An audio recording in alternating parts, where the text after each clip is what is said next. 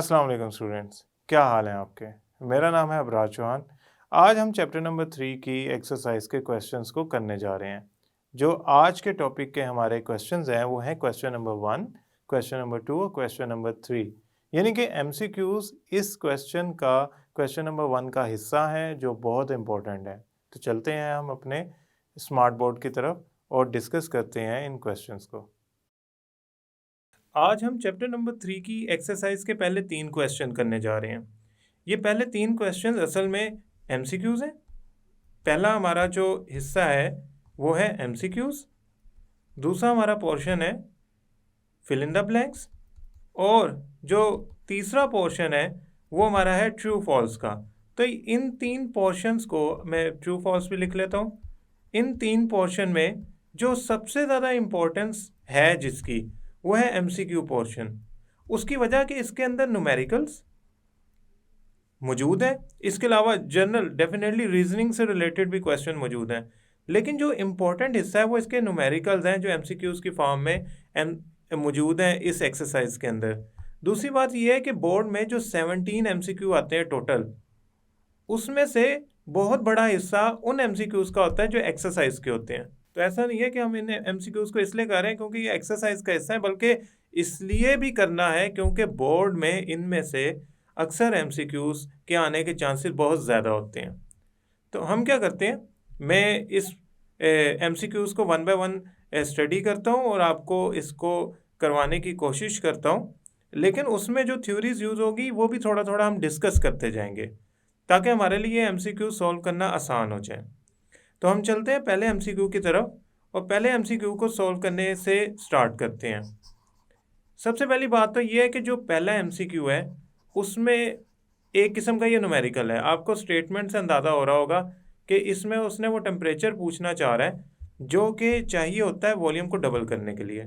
खैर, हम exact statement को पढ़ते हैं फिर हम इसको सॉल्व करते हैं।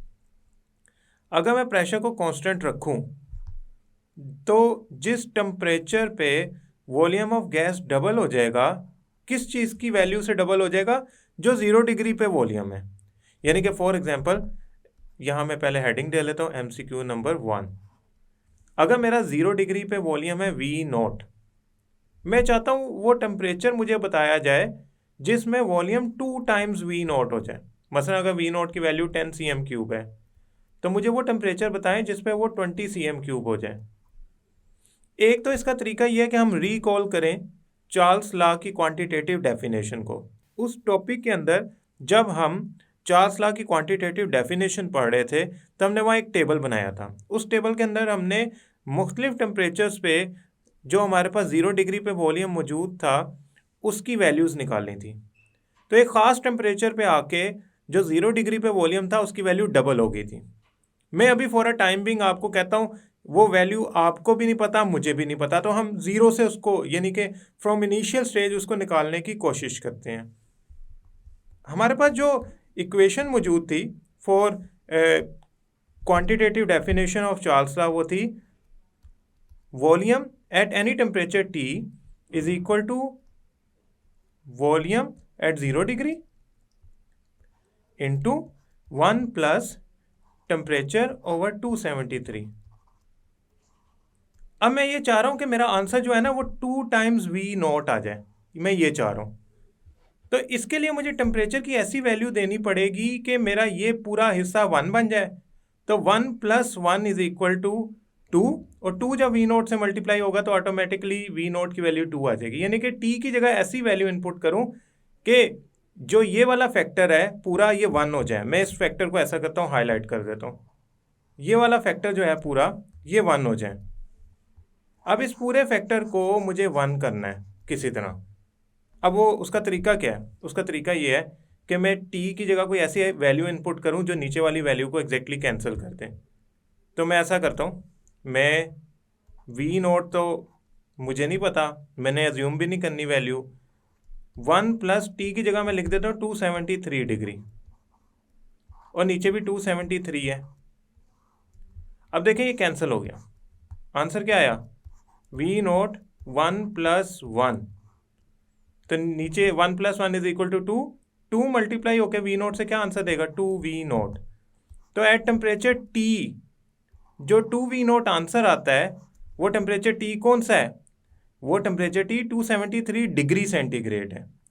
अब आप कहेंगे सर 273 डिग्री सेंटीग्रेड अगर तो हमारी एमसीक्यूज की ऑप्शन में हुआ तो उस टेम्परेचर पे हमारा 0 डिग्री वाला वॉल्यूम डबल आंसर देगा, डबल वैल्यू जनरेट करेगा एट दैट टेम्परेचर। तो मैंने जब गौर से देखा यहाँ तो 273 डिग्री नहीं है, 273 केल्विन है। तो फिर मैं ऐसा करता हूँ, इसको केल्विन में कन्वर्ट कर लेता हूँ, हो सकता है इसकी केल्विन की ऑप्शन गिवन हो। तो मैं इसको केल्विन में कन्वर्ट करने के लिए क्या करता हूँ, इसमें ऐड करता हूँ फार्मूला जिसके ज़रिए केल्विन में कन्वर्ट किया जाता है। Kelvin is equal two degree centigrade plus 273 plus 273 degree centigrade की वैल्यू लगा दी 273, तो मेरे पास आंसर आ गया 546 केल्विन। तो ये वो टेम्परेचर है जिस पे मेरा वॉल्यूम जो V0 है या 0 डिग्री पे जो वॉल्यूम है वो डबल हो जाएगा। अब यहाँ पे ये ऑप्शन गिवन है C, तो फर्स्ट का जो आंसर आएगा वो मेरे पास आएगा C, क्योंकि मेरा फार्मूला भी यही बता रहा है। और अब हम अगर वापस अपनी जो टॉपिक था उसको स्टडी करें, उसको याद करें, मेमोराइज तो हमने किया होगा, तो वहाँ भी 546 पे ही 0 डिग्री वाला वॉल्यूम डबल हो जाता था। तो अब आपने ये बात याद रखनी है, मैंने प्रूफ कर दिया है लेकिन आपने ये बात याद रखनी है ताकि बोर्ड में अगर आपके पास वक्त कम हो तो बजाय इसके कि आप उस वैल्यू को निकालो, आप उसका एग्जैक्ट आंसर लगा सको। अब हम चलते हैं अपने दूसरे एमसीक्यूज की तरफ। उससे पहले हम इसको रिमूव कर लेते हैं। दूसरा MCQ, number of molecules in 1 dm cube of water is close to. हम सबसे पहले तो एमसीक्यू का नंबर लिख दें ताकि हमें पता हो हम जो सॉल्व कर रहे हैं। देखें, वो पूछता है कि 1 dm क्यूब के अंदर वाटर के कितने नंबर ऑफ मॉलिक्यूल्स होते हैं। नंबर ऑफ मॉलिक्यूल्स का फार्मूला थोड़ा सा रिवाइज कर लें ताकि हमें आइडिया हो जाए हमें चाहिए क्या नंबर ऑफ मॉलिक्यूल्स निकालने के लिए। Number of molecules is equal two moles multiply by Avogadro number. तो इसका मतलब है आपको मोल्स चाहिए होंगे। असल में वो आपसे डिमांड कर रहा है कि नंबर ऑफ मॉलिक्यूल बताओ, तो नंबर ऑफ मॉलिक्यूल्स के लिए we will be needing moles. अब मोल्स निकालने के लिए मुझे तो मैथ्स चाहिए, लेकिन मैथ्स की बजाय उसने जो मुझे डाटा दिया हुआ है, मैं अगर थोड़ा सा ये वाला एमसीक्यू का हिस्सा मिटा दूं ताकि वो क्लियर हो जाए। अब उसने जो मुझे डाटा दिया हुआ है वो हरगिज़ मैथ्स में नहीं दिया हुआ है, बल्कि वो दिया हुआ है कि 1 dm क्यूब यानी कि 1 लीटर वाटर है। 1 dm क्यूब का मतलब है 1 लीटर वाटर दिया हुआ है। अब स्टूडेंट्स ये बात याद रखिएगा कि वाटर का 1 लीटर या 1 dm cube is equal to 1 kg होता है या 1000 ग्राम होता है। उसकी वजह वाटर की डेंसिटी 1 होती है, तो if you convert volume into mass तो सेम आंसर आता है। तो ये 1000 ग्राम एक्चुअली वो बताना चाह रहा है, उसने इनडायरेक्ट बता दिया 1 लीटर है, तो आप खुद ही समझ जाइएगा उसका कहने का मतलब है कि 1 किलोग्राम पानी है, यानी कि 1 लीटर पानी या 1 किलोग्राम पानी एक ही बात है। तो उसने 1000 ग्राम दी हुई है वैल्यू। अब 1000 ग्राम को मैं ऐसा करता हूँ, यूज़ करता हूँ। मैं इसके लिए ज़रा कलर चेंज कर लेता हूँ ताकि मेरे लिए आसानी हो जाए। 1000 डिवाइडेड बाय मोल्स कितने होते हैं वाटर के, निकाल लेते हैं। मोल्स निकालने में तो कोई इशू ही नहीं है। वाटर का होता है फार्मूला H2O, 2 हाइड्रोजन है 1 ऑक्सीजन है। 1 हाइड्रोजन का मॉलिक्यूलर मास होता है 1, ऑक्सीजन का होता है 16, तो टोटल आंसर आया 18 ग्राम पर मोल। ये इधर लिख दें 18 और एवोगैड्रोस नंबर लिख दें 6.02 10⁻23। अब आप कहेंगे सर इसको ना ऐसा करें, इसको पहले सॉल्व करें 1000/18 को। तो मैं 1000/18 को अगर कैलकुलेटर पे सॉल्व करता हूँ तो मेरा आंसर आता है 55.5 समथिंग। तो मैं उसे ऐसा करता हूँ, राउंड ऑफ कर लेता हूँ, मैं इसे कर लेता हूँ 55.6 मल्टीप्लाई बाय 6.02 10⁻23। ये इतने नंबर ऑफ मॉलिक्यूल्स होंगे। मैं इसको मल्टीप्लाई करने से पहले एक दफ़ा ऑप्शंस देख लेता हूँ, तो मेरे पास ये डी ऑप्शन बिल्कुल यही लिखी हुई है। तो इसका मतलब ये हो गया कि सम टाइम हमें जो वैल्यू गिवन होती है वो अगर वॉल्यूम में गिवन हो वाटर की, तो हम इजीली उसे मास में कन्वर्ट कर सकते हैं, क्योंकि हमें वाटर का वॉल्यूम गिवन है तो हम वहाँ से मास को कन्वर्ट करके ये निकाल सकते हैं। अब हम चलते हैं अपने थर्ड एमसीक्यू की तरफ। हम इस हिस्से को रिमूव कर लेते हैं। द थर्ड एमसीक्यू स्टेट्स कि इनमें से विच ऑफ द फॉलोइंग, यानी कि इनमें से किसके number of molecule standard temperature pressure पे सेम होंगे। पहली बात तो यह है कि एमसीक्यू नंबर 3 में वो कहता है कि ये जो आपके पास ऑप्शंस गिवन है ना, 2 डिफरेंट गैसेस गिवन है, ये स्टैंडर्ड टेम्परेचर प्रेशर पे हैं। इसका मतलब ये कहने का है कि दोनों का टेम्परेचर और दोनों का प्रेशर सेम है, यानी कि 1 atm पे है दोनों। स्टैंडर्ड टेम्परेचर 0 डिग्री या 273 केल्विन होता है और प्रेशर 1 atm होता है। वो कहता है कि दोनों गैसेस का टेम्परेचर प्रेशर सेम है। मुझे ना फौरन एवोगैड्रोस लॉ याद आया। एवोगैड्रोस लॉ के मुताबिक स्टेटमेंट जो थी वो ये कहती थी कि अगर आपके पास 2 गैसेस हों, 2 डिफरेंट गैसेस हैं, उनका टेम्परेचर, प्रेशर और वॉल्यूम सेम हो जाए किसी तरह, या मैंने ली ही same volume same temperature same pressure पे हो, तो उनके नंबर ऑफ मॉलिक्यूल्स भी सेम होंगे। तो जैसे ही मैं अपनी ऑप्शंस की तरफ गया ना, तो मुझे पहली ऑप्शन ही वो नज़र आई जिसमें कार्बन डाइऑक्साइड और डाई नाइट्रोजन ऑक्साइड का वॉल्यूम सेम था, यानी कि ये भी 280 cm³ है, ये भी 280 cm³ है। सो ए ऑप्शन के अंदर चूंकि वॉल्यूम दोनों का सेम है, 280 cm³, प्रेशर और टेम्परेचर तो वैसे स्टेटमेंट में गिवन है कि दोनों STP पर हैं, यानी कि दोनों का टेम्परेचर प्रेशर सेम है। तो इसका मतलब ये वो ऑप्शन है, ए फर्स्ट ऑप्शन है जिसमें प्रेशर, वॉल्यूम और टेम्परेचर तीनों चीज़ें सेम है। तो इसके मुताबिक इन दोनों का, यानी कि carbon dioxide, die nitrogen oxide का वॉल्यूम सेम है, तो इनके नंबर ऑफ मॉलिक्यूल भी सेम होंगे। तो इसकी ऑप्शन होगी ए। अब हम ऐसा करते हैं, इस हिस्से को रिमूव कर देते हैं ताकि थोड़ा सा ये आसान हो जाए रीड करना हमारे लिए। अब हम नए एमसीक्यू की तरफ चलते हैं। अब ये एमसीक्यू बड़ा इंपॉर्टेंट है, ये बोर्ड में भी बड़ी दफ़ा अपीयर हुआ है। एमसीक्यू नंबर 4 वो कहता है कि अगर absolute temperature of the gas double कर दिया जाए, यानी कि टेम्परेचर की वैल्यू अगर T थी तो जो नई वैल्यू होगी वो 2 टाइम्स T कर दी जाए, डबल कर दिया एक की बजाय, और प्रेशर को हाफ कर दिया, यानी कि प्रेशर जो है अगर वो P था तो उसको मैंने P/2 कर दिया। ओके, तो वॉल्यूम को क्या होगा? अब एक तो तरीका ये है कि मैं खुद से जहन में करने की कोशिश करूं, लेकिन ये हिट एंड ट्रायल हो जाएगा। हो सकता है मेरा आंसर सही हो सकता है कि मैं गलत कैलकुलेट कर जाऊं। तो क्यों ना हम जनरल गैस इक्वेशन यूज़ कर लें और उसमें ये वैल्यूज़ इनपुट कर दें, हमें फ़ौरन आइडिया हो जाएगा कि हमारा आंसर सही है कि गलत। तो मैं ऐसा करता हूँ, जनरल गैस इक्वेशन लिखता हूँ, PV = nRT। अब यहाँ से मुझे वॉल्यूम की वैल्यू निकालनी है, तो वॉल्यूम = nRT/P।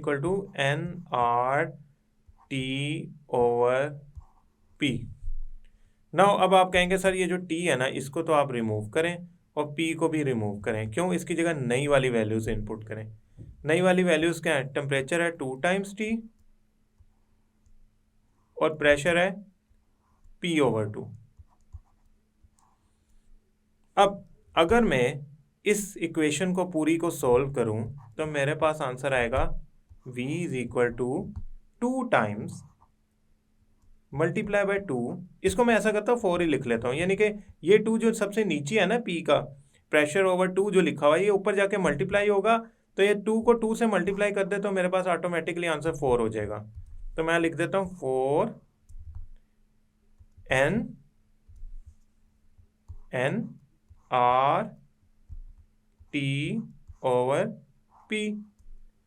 आप कहेंगे सर ये जो nRT है ना, ये तो वॉल्यूम होता है, यह भी हमने पहले निकाला था यहाँ पे, तो ये तो 4 टाइम्स हो गया, यानी कि आंसर मेरा वॉल्यूम की इनिशियल वैल्यू से 4 टाइम आ गया। तो जब आप प्रेशर आधा कर देंगे और टेम्परेचर डबल कर देंगे, तो हमारे चार्ल्स लॉ और बॉयल्स लॉ आइडियली भी यही कहते हैं कि वॉल्यूम कम नहीं होगा, ज़्यादा हो जाएगा, क्योंकि प्रेशर कम करने से मॉलिक्यूल दूर दूर चले जाएंगे, टेम्परेचर बढ़ाने से भी मॉलिक्यूल दूर दूर चले जाएंगे। तो इवेंचुअली जो रिजल्ट है वॉल्यूम का वो 4 गुना हो जाएगा। तो इसमें आंसर होगा बी। ओके स्टूडेंट्स, अब हम इसको भी रिमूव करते हैं।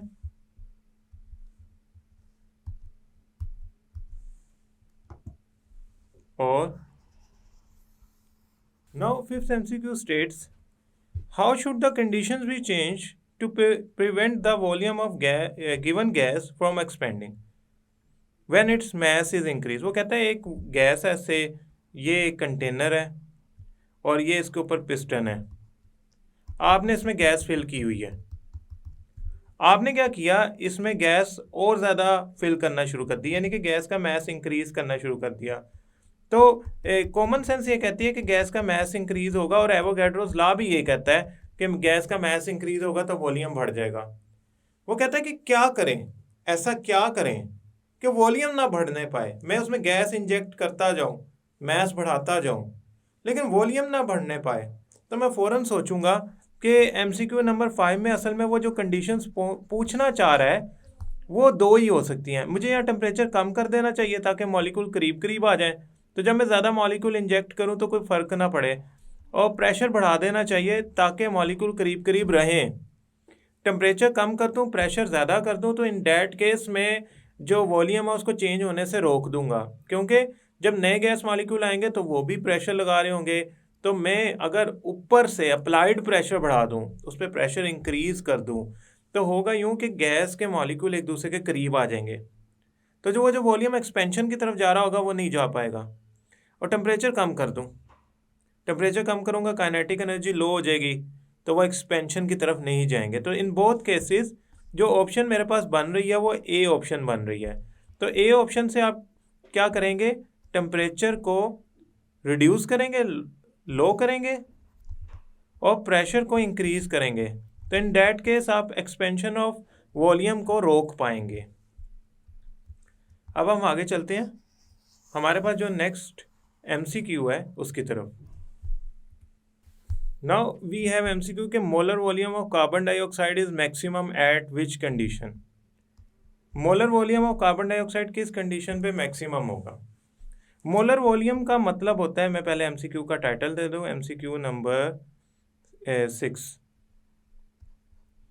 मोलर वॉल्यूम होता है volume of 1 mole of gas. 1 mole of gas is suppose to be molar volume. Molar volume जो होता है वो मैक्सिमम होता है किस कंडीशन पे, स्टैंडर्ड टेम्परेचर, प्रेशर और 0 डिग्री वाली ऑप्शन, यानी कि ए ऑप्शन और सी ऑप्शन। ये तो बी और डी ऑप्शंस के मुकाबले में डेफिनेट बात है कम वॉल्यूम देंगी। अब आप सोचोगे ऐसी क्या वजह है इसके पीछे। देखिए, स्टैंडर्ड टेम्परेचर प्रेशर का मतलब ये है 1 atm 0 डिग्री, ये तो टेम्परेचर बहुत कम है। मानता हूँ प्रेशर किसी हद तक कम है, 1 atm, ये कोई 10 atm नहीं है, 20 atm नहीं है, लेकिन वॉल्यूम टेम्परेचर की वजह से भी कम होता है। ये टेम्परेचर की वैल्यू बहुत कम है। यहाँ देखें 127 बी के अंदर गिवन है और डी के अंदर 273 डिग्री गिवन है।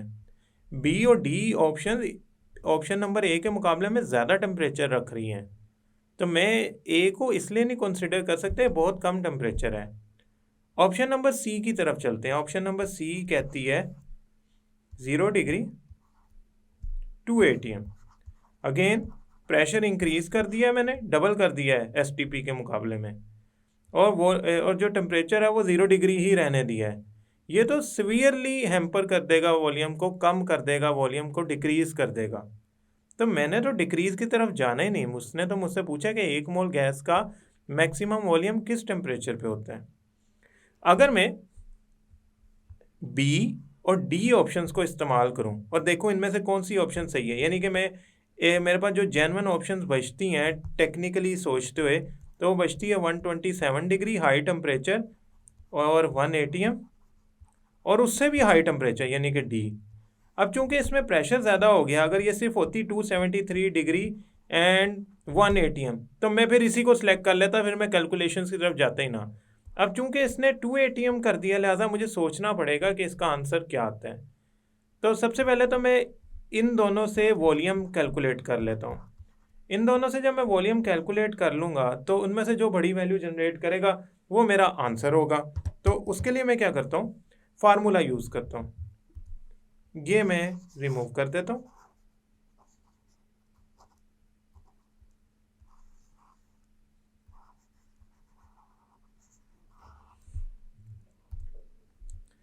अच्छा जी, PV is equal to NRT। पहले मैं ट्राई करता हूँ ऑप्शन नंबर बी के लिए, वॉल्यूम निकालना है, फार्मूला बन जाएगा NRT/P। अब मैं N की वैल्यू इनपुट करता हूँ, N की वैल्यू है 1 मोल, R की वैल्यू क्या होती है 0.0821। अब यहाँ पे यूनिट होंगे ATM DM क्यूब, तो मुझे प्रेशर ATM में लेना पड़ेगा और जो वॉल्यूम आएगा वो DM क्यूब में आएगा। टेम्परेचर है 127 डिग्री। अब 127 डिग्री को अगर मैं ऐड करूँ 273 केल्विन में तो 400 केल्विन आंसर आता है, यानी कि 127 degree is equal to 400 kelvin. तो यहाँ मैं लिख देता हूँ 400 kelvin divided by pressure is 1 ATM। Okay, अब मैं ऐसा करता हूँ, इसको सॉल्व करता हूँ कैलकुलेटर पे ताकि मेरे पास एग्जैक्ट आंसर आ जाए। तो वो एग्जैक्ट आंसर आता है 32.84 DM cube. Okay, very good, ये तो मेरे पास एग्जैक्ट वैल्यू आ गई उस टेम्परेचर प्रेशर पे। अब मैं ऐसा करता हूँ, यही वैल्यूज़ चेंज करता हूँ और ऑप्शन नंबर डी की वैल्यूज़ लगाता हूँ। ऑप्शन नंबर डी में मेरे पास जो वैल्यूज़ गिवन है वो है 1 मोल, आर की तो 0.0821 ही रहेगी। टेम्परेचर मेरे पास 273 गिवन है, तो 273 प्लस 273 546 केल्विन बनता है, 546 केल्विन बनता है। तो यहाँ मैं लिख देता हूँ 546 केल्विन। के वैसे लिखने की इसलिए ज़रूरत नहीं है, मैंने बाकियों की यूनिट नहीं लिखे, तो I just write down the numerical value which is 546। और स्टूडेंट्स नीचे प्रेशर की बात आएगी। अब देखिए यहाँ मैं 1 नहीं लिख सकता, यहाँ मुझे 2 लिखना पड़ेगा। उसकी वजह क्या है, 2 इसलिए लिखा है मैंने क्योंकि मेरी अब कंडीशन चेंज हो गई है, उस ऑप्शन में मेरे पास प्रेशर जो है वो 2 गिवन है। तो ये आंसर आया। इस सारे को सॉल्व करें अगर हम, तो आंसर आया 22.413 DM क्यूब। अब आप खुद सोचें इनमें से कौन सा आंसर करेक्ट होना चाहिए। यकीनन वो जिसकी वैल्यू ज़्यादा हो, और इसमें जो ज़्यादा वैल्यू है वो वॉल्यूम 1 की है, यानी कि बी वाली ऑप्शन की है। तो हमारे पास जो MCQ नंबर 4 है, इसमें अगर मैं कैलकुलेट करूं तो मेरे पास ऑप्शन नंबर बी बचती है, जो सबसे बड़ा आंसर देती है वॉल्यूम का। किस पे, 127 डिग्री पे और 1 ATM पे। नाउ अब मैं ऐसा करता हूँ, इसको भी रिमूव करता हूँ और फिर हम आगे चलते हैं।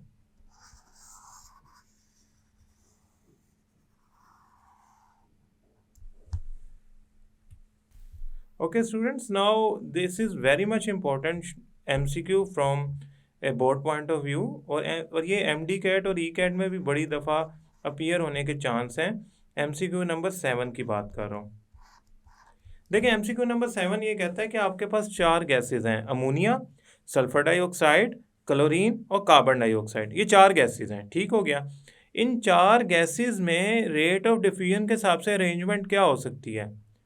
मैंने आपको एक बात थोड़ी सी रिवाइज कराना चाहता हूँ कि रेट ऑफ डिफ्यूजन जो है ना, रेट ऑफ डिफ्यूजन अगर मैं उसको शो करूँ आर से, तो आर इन्वर्सली प्रोपोर्शनल होता है मोलर मास के स्क्वायर रूट के। This was Graham's law of diffusion and diffusion. तो अगर मोलर मास बढ़ जाएगा ना तो रेट ऑफ डिफ्यूजन कम हो जाएगा, यानी कि आसान लफ्ज़ों में जिसका मोलर मास सबसे ज़्यादा होगा उसका रेट ऑफ डिफ्यूजन सबसे कम होगा, और जिसका मोलर मास सबसे कम होगा उसका रेट ऑफ डिफ्यूजन की वैल्यू सबसे हाईएस्ट आएगी। तो मुझे अरेंजमेंट इस तरह करनी है कि मुझे चेक करना है कि सबसे ज़्यादा किसका है, सबसे कम किसका है। उसके लिए मुझे इनके मोलर मासेस निकालने पड़ेंगे। तो अगर मैं मोलर मासेस के मुताबिक इनको अरेंज कर गया तो मेरे लिए आसानी हो जाएगी। अब आप सोच रहे होंगे इन सारों के अगर हम मोलर मासेस निकालेंगे तो हमें टाइम लगेगा, क्योंकि ये फर्स्ट टाइम है। मैं आपको मोलर मासेस इसमें निकाल के बता रहा हूँ, यूजुअली ऐसा होता है कि ये एमसीक्यू में 2 या 3 गैसेस यही आ जाती हैं, एक आधी गैस अगर एमसीक्यू चेंज हुआ तो नहीं आ जाएगी। तो इन डैट केस सिर्फ आपको उसका निकालना है, बाकियों का आपको याद हो जाता है। मसलन अमोनिया का हमें याद है 17 होता है, कैसे होता है ज़रा वो देख लेते हैं। एक नाइट्रोजन 3 हाइड्रोजन, यानी कि 1 into 14 plus 3 into 1 that's come to be 17 gram per mole. Okay, sulphur dioxide का निकाल लेते हैं। 1 सल्फर 2 ऑक्सीजन, तो क्या हो गया 132। ये आपको मिल जाएंगे molar message from periodic table, और आपको ये याद भी करने हैं ज़ुबानी मोलर मैसेज। और 2 ऑक्सीजन यानी कि 2 इंटू 16, तो आपका आंसर आएगा 16 32 and 32 is equal to 64 gram per mole. Now we go for chlorine. Cl2, एक क्लोरीन कितने का होता है मोलर मैस में, मॉलिक्यूलर मैस में 2 multiply by 35.5 which comes to be 71। अच्छा, ये 71 देख के ना फ़ौरन मेरे जहन में एक क्वेश्चन आया। मुझे लगता है कि ये सबसे लीस्ट डिफ्यूज़ करेगा इन न्यूमेरिकल वैल्यू, या इसकी डिफ्यूजन सबसे कम होगी। ओके, मैं लास्ट वाला भी सॉल्व कर लेता हूँ। मैं हिट एंड ट्रायल नहीं यूज़ करता, मैं बाकायदा कैलकुलेशन पे चलता हूँ।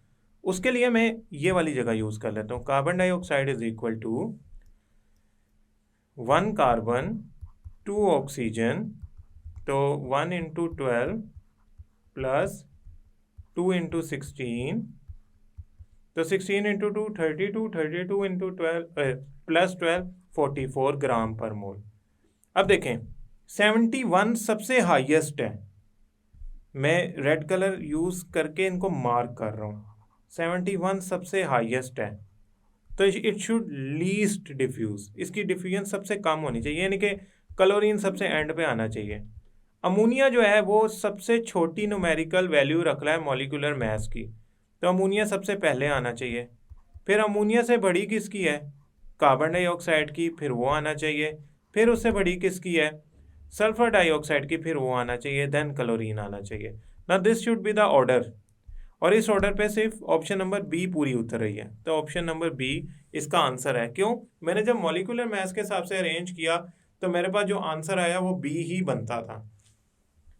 अब मैं ऐसा करता हूँ, इस हिस्से को भी रिमूव करता हूँ, फिर आगे चलते हैं।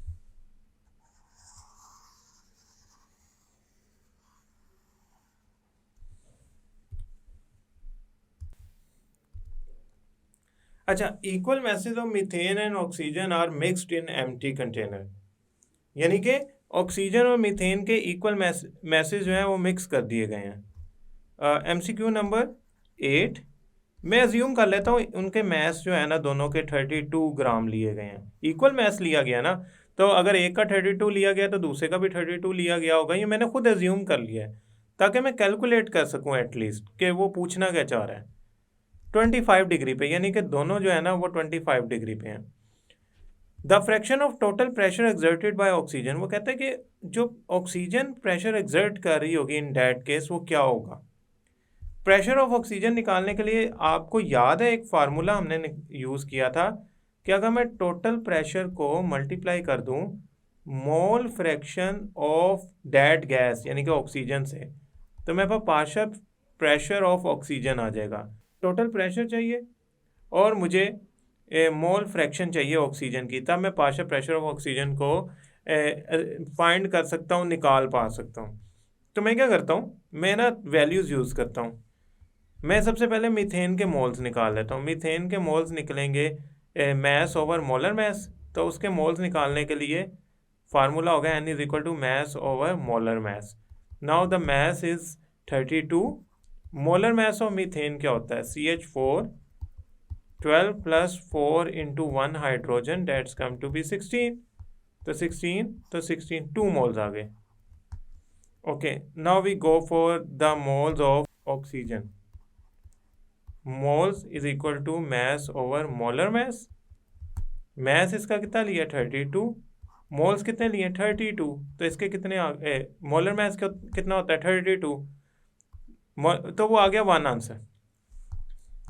नाउ मोल्स ऑफ आ गए CH4, मोल्स ऑफ आ गए ऑक्सीजन।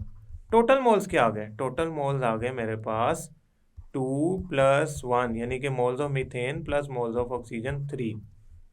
ना मैं क्या करता हूँ, मैं इस हिस्से को रिमूव करके इसकी जगह ऑक्सीजन की मोल फ्रैक्शन की जो वैल्यू है वो निकालने की कोशिश करता हूँ। XO2 will equal two moles of oxygen divided by total moles. Moles of oxygen कितने हैं? 1, ये देखें अभी मैंने निकाले हैं। टोटल मोल्स कितने हैं? 3। तो 1/3 is a part in mole fraction of oxygen. अगर मैं एज्यूम कर लूँ कि टोटल प्रेशर 1 atm लग रहा है, तो 1/3 जो हिस्सा होगा ना उसका, वो ऑक्सीजन लगा रही होगी। यानी कि जो भी प्रेशर लग रहा है उसमें जो मोल फ्रैक्शन वाला हिस्सा ना, वो बताता है कि उस गैस ने कितना पार्शियल प्रेशर उसमें इंट्रोड्यूस कराया हुआ है अपना। तो टोटल प्रेशर में से पार्शियल प्रेशर ऑफ ऑक्सीजन जो है वो 1/3 निकलेगा टोटल प्रेशर का। तो इसमें ऑप्शन होगी 1/3। अब मैं ऐसा करता हूँ, इसको रिमूव कर देता हूँ।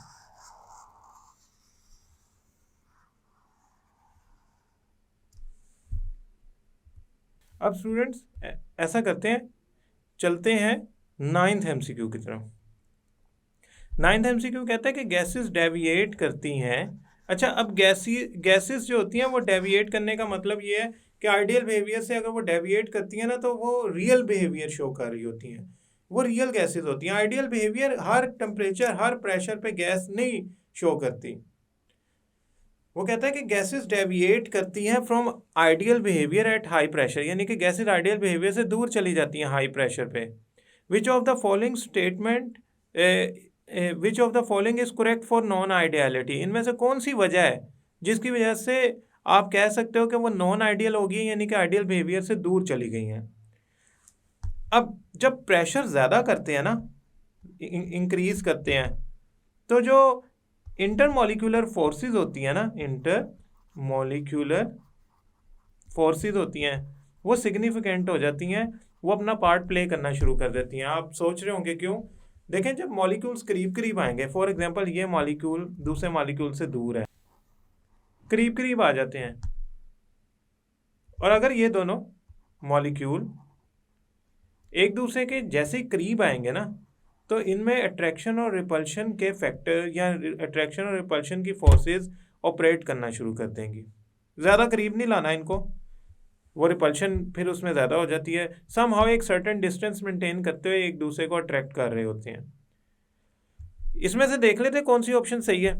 Eight high pressure gas molecule move in one direction only. No, one direction में मूव कराना गैस मॉलिक्यूल्स को ऑन ऑर्डिनरी कंडीशंस इस तरह पॉसिबल नहीं है कि वो रैंडमली मूव कर रहे होते हैं। Eight high pressure the collision between the gas molecule increase manifold. बात सही है, लेकिन हमारी स्टेटमेंट जो है वो ये है कि नॉन आइडियल बिहेवियर क्यों शो कर रहा है। अगर वो ज़्यादा कोलिजन्स करेंगे तो डेट्स इट, वो वॉल ऑफ कंटेनर से भी ज़्यादा कोलिजन कर लें, अपने से भी ज़्यादा कोलिजन कर लें, इससे प्रेशर तो चेंज हो सकता है, but it does not mean कि आप उसको नॉन आइडियल कंसीडर कर लें। At high pressure volume of gas become insignificant. No, at higher pressure हम तो गैस का जो एक्चुअल वॉल्यूम होता है और गैस जिस कंटेनर में क्लोज होती है उसमें बड़ा स्ट्रॉन्ग रिलेशन हमने पढ़ा था वैन डर वाल्स करेक्शन के अंदर, कि हमें उसे कंसीडर करना पड़ता है। D option, eight high pressure the intermolecular forces या अट्रैक्शंस बिकम सिग्निफिकेंट। ये देखें, ये ऑप्शन बेहतरीन उन्होंने बताई हुई है खुद के। एट हाई प्रेशर चूंकि इंटरमोलिकुलर फोर्सेस सिग्निफिकेंट हो जाती हैं, लिहाजा गैसेस डेविएट कर जाती हैं एट हायर प्रेशर। और अब आपको ये याद भी आ रहा होगा कि कॉजेज ऑफ नॉन आइडियलिटी के अंदर पहला ये था कि फोर्सेस ऑफ अट्रैक्शन यानी कि इंटरमोलिकुलर फोर्सेस जो होती हैं वो गैसेस में मौजूद होती हैं। दूसरा, उनका एक्चुअल वॉल्यूम नेग्लिजिबल नहीं रहता। तो इसमें से जो पहला पॉइंट था वो तो हमने वैसे भी कॉमन सेंस से इंट्रोड्यूस किया था कि ऐसा होगा, तो वो इंटरमोलिकुलर फोर्सेस, डी ऑप्शन सही है। अब हम इसको भी रिमूव करते हैं।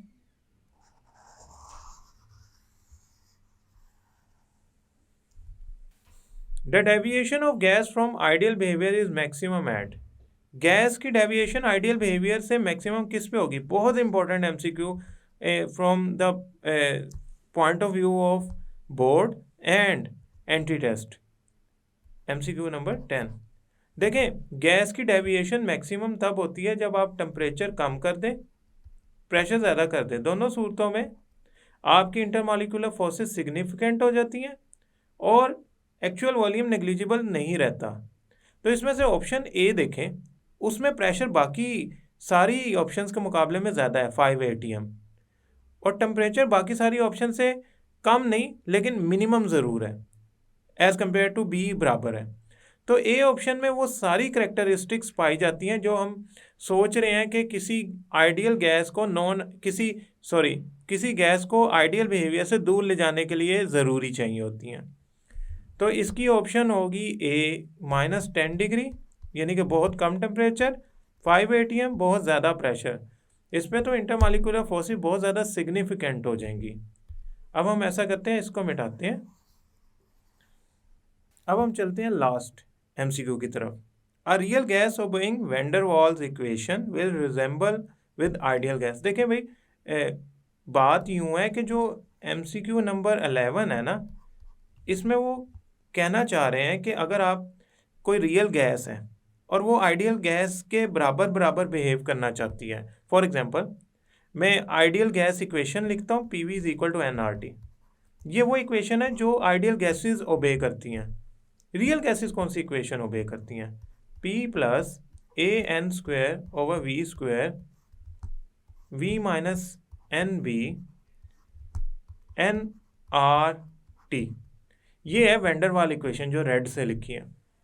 ये ओबे करती हैं हमारी जो गैसेस हैं रियल, यानी कि हमारे इर्द गिर्द वाली गैसेस। अगर मैं किसी तरह ये फैक्टर ज़ीरो कर दूं और ये फैक्टर भी ज़ीरो कर दूं, यानी कि आसान लफ्ज़ों में A और B की वैल्यू ज़ीरो ले जाऊं, तो आप देखिएगा कि ये इक्वेशन किस में कन्वर्ट हो जाती है। P + 0 P हो गया, V - 0 V हो गया, क्योंकि A और B की वैल्यू ज़ीरो लगाऊंगा तो ये तो मेरी दोबारा आइडियल गैस इक्वेशन बन गई। इसका मतलब A और B अगर ज़ीरो हो जाए तो प्रॉपरली आइडियल गैस बन जाएगी। A और B की वैल्यू जितनी कम करता जाऊंगा, मेरी जो रियल गैस है वो आइडियल गैस के करीब तर जाती जाएगी। तो A और B की वैल्यू पे डिपेंड करता है कि आइडियल गैस और रियल गैस में कितना फासला होगा। जितनी A और B की वैल्यू स्मॉल होगी उतना मेरी रियल गैस बिहेव करेगी आइडियली। ये मुझे इक्वेशन से भी अंदाज़ा हो गया। तो मैं यहाँ ऑप्शन लिखता हूँ बी। देखें, A और B दोनों कम होनी चाहिए, तो इसकी ऑप्शन होगी बी, यानी कि A और B जितनी कम होंगी उतना आपकी जो गैस है वो आइडियल के बराबर बिहेव करेगी। इसको दूसरी टर्म्स में भी सोचते हैं। A की वैल्यू जितनी लो होगी ना, जितनी लो होगी उतनी फोर्सेस ऑफ अट्रैक्शन उसमें कम होंगी, और जितनी फोर्सेस ऑफ अट्रैक्शन कम होंगी उतना हमारी जो गैस है वो आइडियल बिहेव करेगी, क्योंकि फोर्सेस ऑफ अट्रैक्शन की वजह से तो वो नॉन आइडियल बन रही थी। बी, ये वॉल्यूम की वैल्यू है। ये वॉल्यूम की वैल्यू जो होती है ना, ये एक्चुअल वॉल्यूम है, एक्सक्लूडेड वॉल्यूम है, इनकम्प्रेसिबल वॉल्यूम है। ये वो वॉल्यूम होता था जो गैस इस्तेमाल नहीं कर सकती थी फॉर फ्रीडम ऑफ मूवमेंट। तो आप स्टूडेंट्स ये सोचिएगा कि अगर एक्सक्लूडेड वॉल्यूम ना हो तो हमारे पास जो वेसल का वॉल्यूम होगा वही फ्री वॉल्यूम बन जाएगा। तो बी और ए की वैल्यू जितनी कम होंगी उतना गैस का एक्चुअल वॉल्यूम, एक्सक्लूडेड वॉल्यूम और फोर्सेस ऑफ अट्रैक्शन ये कम हो जाएंगी, जिसकी वजह से गैस जो है वो आइडियल बिहेवियर के करीब चली जाएगी।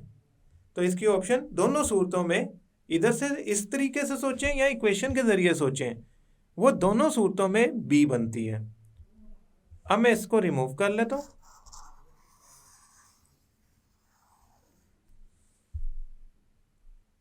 क्वेश्चन नंबर 2 में फिल इन द ब्लैंक्स हैं। Okay fine. पहला हमारा फिल इन द ब्लैंक है कि product of pressure and volume का SI यूनिट क्या होता है। अब प्रेशर का SI यूनिट होता है Nm/m², और वॉल्यूम का SI यूनिट होता है m3। तो अगर मैं प्रेशर और वॉल्यूम को मल्टीप्लाई करूं तो मेरा आंसर बनेगा Nm/m² इंटू m3। ये आपस में मल्टीप्लाई होके क्या आंसर देंगे? ये आपस में मल्टीप्लाई होके आंसर देंगे न्यूटन मीटर। तो यहाँ पे आंसर आ गया न्यूटन मीटर। तो newton metre is the SI unit for pressure volume. Pressure volume वैसे वर्क होता है, ठीक है, गैसेस के लिए ये इस्तेमाल होता है वर्क के तौर पे। ओके, अच्छा स्टूडेंट्स, जो second fill in the blank है उसमें कहता है कि 8 ग्राम ऑक्सीजन और हाइड्रोजन ली गई है 27 डिग्री पे, इनकी काइनेटिक एनर्जी की रेशो निकालें। So he is asking to find out kinetic energy of oxygen ratio kinetic energy of hydrogen. अब काइनेटिक एनर्जी ऑफ ऑक्सीजन क्या होगी? 1/2 m of oxygen c bar square या mean square velocity of oxygen, और दूसरा क्या होगा? 1/2 mass of hydrogen mean square velocity of hydrogen. अब आप सोच रहे होंगे, और यही आपका आंसर सही है, कि मीन स्क्वायर वेलोसिटी वाला फैक्टर तो दोनों का सेम होगा, तो ये तो एक दूसरे से कैंसिल हो जाने चाहिए। क्यों? क्योंकि टेम्परेचर सेम है जिस पे वो दोनों हैं। तो टेम्परेचर अगर सेम है तो उनकी एवरेज ट्रांसलेशनल काइनेटिक एनर्जी में जो मीन स्क्वायर वेलोसिटी या वेलोसिटी की वैल्यू है वो तो सेम होनी चाहिए। क्यों सेम होनी चाहिए? क्योंकि हम सारे जानते हैं कि टेम्परेचर इम्प्रूव करने से वेलोसिटी इम्प्रूव हो जाती है, टेम्परेचर कम करने से वेलोसिटी कम हो जाती है।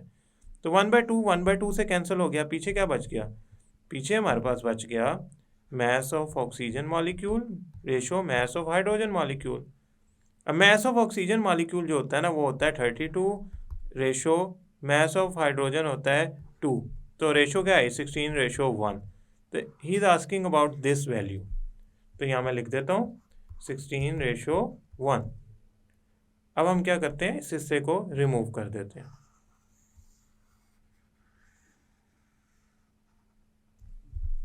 Smell of cooking gas during leakage from gas cylinder is due to the property of diffusion of gases। अच्छा, यहाँ पे ये जो ये है ये एक एक्स्ट्रा उनसे हो गया। हम somehow अगर इसको फिल भी करना चाहें तो स्मेल ऑफ कुकिंग गैस क्यों आती है? इसलिए आती है कि गैस एक ख़ास प्लेस से निकल कर एटमॉस्फेयर में डिफ्यूज़ कर जाती है, वो जो एटमॉस्फेयर ऑफ किचन होता है। तो यहाँ पे हम लिख देंगे smell of cooking gas during leakage from a gas cylinder is due to the property of diffusion of gases। अब ये वैसे गलती से उनसे हो गया, यहाँ पे हम रियल गैसेस भी लिख सकते हैं,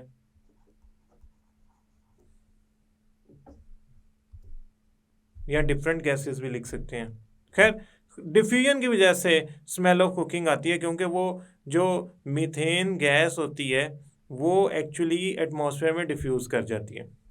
इक्वल एम्प्टी स्पेस, खाली जगह, of ideal gases at the same temperature pressure contain fill blank आ गई, नंबर ऑफ मॉलिक्यूल्स। अब खुद ही सोचें, ये तो डाल्टन लॉ है। डाल्टन लॉ कहता था equal volume of ideal gases at same temperature pressure contain same number of molecule.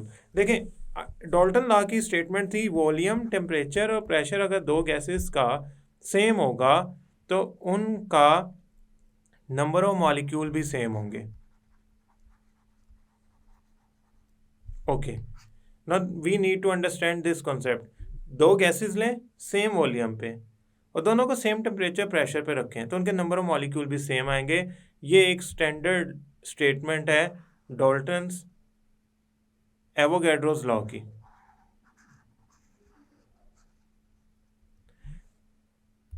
अब हम चलते हैं अपने fifth fill in the blank पे। The temperature above which a substance exist only as a gas is called, वो temperature जिससे ऊपर gas की फॉर्म में ही गैस एग्जिस्ट कर सकती है, या कोई सब्सटेंस जो है वो गैशियस स्टेट में ही रहती है उस टेम्परेचर से ऊपर। आपको याद हो हमने पढ़ा था क्रिटिकल टेम्परेचर, ये वो मैक्सिमम टेम्परेचर है जिस पे कोई गैस लिक्विड स्टेट में या कोई सब्सटेंस लिक्विड स्टेट में एग्जिस्ट कर सकती है। इससे ऊपर जाएंगे टेम्परेचर से तो वो सब्सटेंस गैस में ही कन्वर्ट हो जाएगी, वो हरगिज़ किसी और स्टेट में एग्जिस्ट नहीं करेगी, आप जितना मर्जी प्रेशर अप्लाई कर लें। तो एक्चुअली वो क्रिटिकल टेम्परेचर के बारे में कहना चाह रहा है कि this is actually critical temperature जिसके ऊपर आपकी कोई भी सब्सटेंस गैशियस फॉर्म में कन्वर्ट हो जाएगी, चाहे आप जितना मर्जी प्रेशर अप्लाई करें। अब हम चलते हैं अपने ट्रू फॉल्स की तरफ।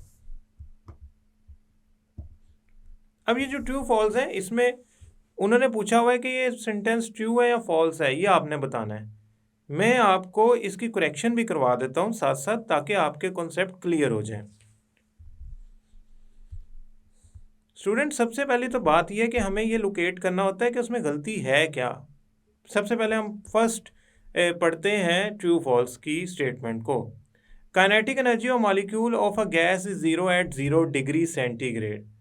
वो कहता है काइनेटिक एनर्जी ऑफ मॉलिक्यूल्स 0 हो जाएगी अगर आप डिग्री सेंटीग्रेड में टेम्परेचर 0 ले लेते हैं। अब आप सोचेंगे कि 0 डिग्री सेंटीग्रेड लग तो सही रहा है, नहीं, ये गलत है। वजह, जो काइनेटिक एनर्जी ऑफ मॉलिक्यूल की इक्वेशन थी उसमें ई के डायरेक्टली प्रोपोर्शनल था एब्सोल्यूट टेम्परेचर के।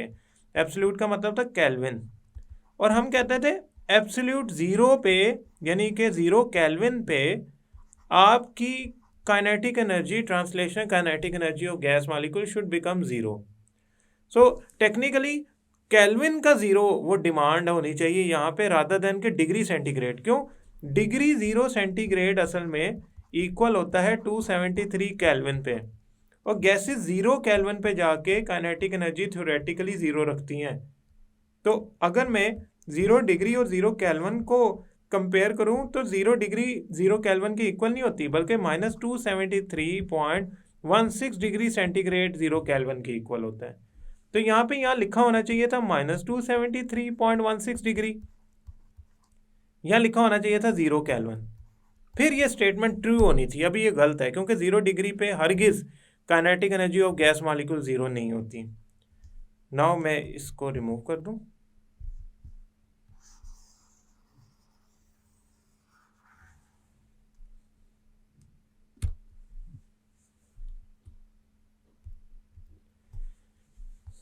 Second, a gas in a closed container will exert much higher pressure at the bottom due to gravity than at the top. ये बहुत important part है। देखें, ग्रेविटी का जो इफेक्ट है गैस पे वो नेग्लिजिबल होता है। एटमॉस्फेयर जो है वो हमारी नेचुरल जो एटमॉस्फेयर है वो अर्थ के करीब ज़्यादा होती है, उसमें जो गैसेज हैं वो अर्थ के करीब ज़्यादा होती हैं। जैसे जैसे अल्टीट्यूड पे जाते जाते हैं उन गैसेस की कंसंट्रेशन कम होती जाती है। एटमॉस्फेयर में मौजूद गैसेस इंतहाई ज़्यादा अमाउंट में मौजूद हैं। अगर मैं कंटेनर में गैस लेता हूँ तो उसके मॉलिक्यूल्स अलग-अलग होते हैं, एक दूसरे से दूर होते हैं, और वो इंडिपेंडेंटली मूव कर रहे होते हैं from one place to other. और अगर आइडियल गैस का मैं कंटेनर लूँ गैस का, तो उसमें तो बिल्कुल ही फोर्स ऑफ अट्रैक्शन नहीं होगी, उनका अपना कोई ज़ाती डेफिनेट वॉल्यूम भी नहीं होगा, तो वो मॉलिक्यूल्स पे ग्रेविटी का भी एज सच कोई असर नहीं होगा। अगर उस पर असर होता भी है तो इंतहाई नेग्लिजिबल होता है। इतना नेग्लिजिबल होता है कि गैस मॉलिक्यूल आपस में टकरा रहे होते हैं विद फ्रीडम, मीन्स ग्रेविटी उनको खींच नहीं रही होती नीचे। तो अगर ये कंटेनर है और इस कंटेनर के ऊपर ये पिस्टन है और ये कंटेनर के अंदर गैस मॉलिक्यूल है, तो ऐसा नहीं है कि ग्रेविटी की वजह से गैस मॉलिक्यूल नीचे ज़्यादा हो जाए ऊपर कम हो जाए। उन पर ग्रेविटी इतना असर नहीं करती कि वो आपकी गैस को सेटल डाउन कर लें। ये रैंडमली मूव करते रहते हैं, आपस में टकराते हैं, दूसरों से टकराते हैं, वॉल ऑफ कंटेनर से टकराते हैं। इस तरह वो क्या करते हैं, अपनी फ्रीडम ऑफ मूवमेंट को, रैंडम मूवमेंट को जारी रखते हैं। तो उनकी वो जो ability to collide with each other है या वॉल ऑफ कंटेनर है, उस पर ग्रेविटी का कोई असर नहीं होता। वो ऊपर भी उतना ही प्रेशर लगा रहे हैं, नीचे भी। सो ये स्टेटमेंट गलत है। A gas in a close container will exert much higher नहीं आएगा, सेम प्रेशर आएगा at the bottom due to gravity then at the top. क्यों? ग्रेविटी का असर होता ही नहीं है। Third, true false. Real gases show ideal gas behaviour at low pressure and high temperature. Low pressure का मतलब हमारे पास क्या है कि मैंने गैसेस के मॉलिक्यूल को दबाया नहीं है, प्रेस नहीं किया कि वो एक दूसरे के करीब जाएं। Okay, that's good. इससे तो गैस के मॉलिक्यूल एक दूसरे से दूर चले जाएंगे। तो जब वो एक दूसरे से दूर चले जाएंगे तो होगा यूं कि उनमें इंटरमॉलिक्यूलर स्पेसिस ज़्यादा हो जाएंगी, उनमें फोर्स ऑफ अट्रैक्शन इतनी सिग्निफिकेंट नहीं रहेगी, लिहाजा वो आइडियल गैस के करीब करीब बिहेवियर या आइडियल गैस का बिहेवियर शो करना शुरू कर देंगे। टेम्परेचर बढ़ाने पे होता यूँ है कि गैस के पास काइनेटिक एनर्जी ज़्यादा आ जाती है और वो डोमिनेट करेगी अगर कोई भी फोर्स ऑफ अट्रैक्शन डेवलप होने के चांसेस हैं। तो both condition are satisfying the ideality of gas. तो मैं ये कहूँगा बिल्कुल सही स्टेटमेंट है, ये ट्रू स्टेटमेंट है।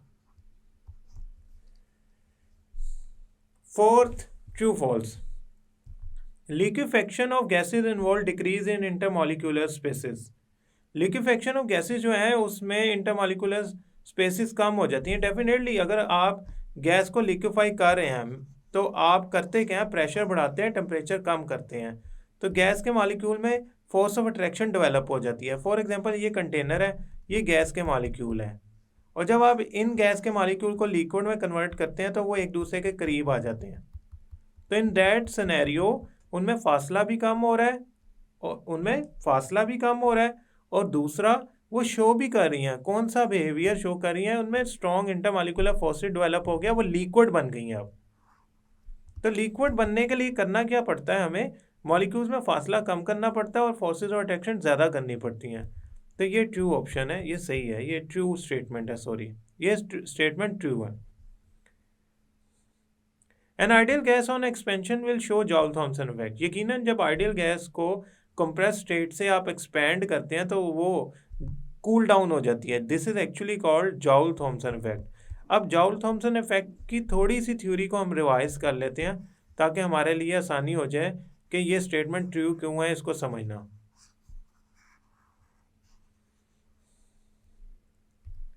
देखें स्टूडेंट्स, बात यूं है कि एक आइडियल गैस जब कंप्रेस्ड होती है तो उसके मॉलिक्यूल एक दूसरे से करीब होते हैं, तो उनमें फोर्सेस ऑफ अट्रैक्शन डेवलप हो जाती हैं। जब आप उसे एक्सपैंड करने देते हैं तो वो एक दूसरे से दूर चले जाते हैं। सडनली एक्सपैंड करने दें तो वो एक दूसरे से दूर चले जाएंगे। इन दैट केस उनको फोर्सेस ऑफ अट्रैक्शन तोड़नी पड़ेंगी ताकि वो एक दूसरे से दूर जा सकें। अब इतना दूर जाने के लिए उनको फोर्स ऑफ अट्रैक्शन तोड़ने के लिए एनर्जी चाहिए, वो एनर्जी अपनी ही यूज़ कर लेते हैं। फॉर एग्जाम्पल अगर इन मॉलिक्यूल्स की कलेक्टिवली एनर्जी 10 यूनिट्स है तो आफ्टर एक्सपेंशन उसमें से कुछ हिस्सा से 2 यूनिट इस्तेमाल हो गई, पीछे क्या बच गई, 8 यूनिट्स एनर्जी के यूनिट्स आप जाउल में ले लें। समहाउ एनर्जी कम होगी क्योंकि उन्होंने एनर्जी का कुछ हिस्सा यूज़ कर लिया फॉर रिड्यूसिंग या डोमिनेटिंग देयर इंटरमॉलिक्यूलर फोर्सेस, तो जिसकी वजह से वो कूल डाउन हो जाएंगी। सो इवेंचुअली ये है इसकी ट्रू स्टेटमेंट। यहाँ पे स्टूडेंट्स जो मैंने आपको MCQs और फिल इन द ब्लैंक्स और ट्रू फॉल्स करवाए हैं, ये बहुत इंपॉर्टेंट है। मैंने कोशिश की है कि इसमें जितने भी इंपॉर्टेंट पॉइंट डिस्कस हो सकते हैं किए जाएं। ज़रूरी नहीं कि ये एज सच ही बोर्ड में या एंट्री टेस्ट में आ जाएं, हो सकता है कि ये जब आएँ तो इनकी स्टेटमेंट थोड़ी सी चेंज हो जाए।